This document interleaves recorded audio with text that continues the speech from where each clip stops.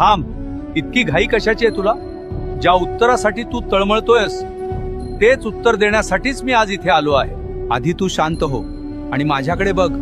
तुला फक्त तुझे रिकामे हात दिसले, पण त्या रिकाम्या हातांनी जेव्हा जेव्हा तू माझ्या पायरीला स्पर्श केलास तेव्हा तुझ्या नशिबातले कितीतरी काटे मी उपसून काढले.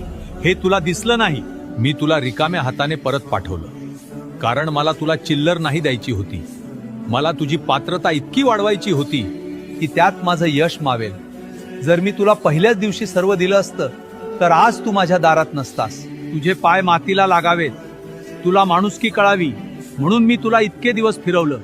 पण आता तुझी परीक्षा संपली आहे, कारण आता मी जे देणार आहे ना ते सावरताना तुझे हे 2 हात सुद्धा अपुरे पडतील. धीर धर, तुला फळ गोडच मिळेल. आणि एक गोष्ट लक्षात ठेव, सदैव श्री स्वामी समर्थ नावाचा जप करत राहा. भिवू नकोस, मी तुझ्या पाठीशी आहे.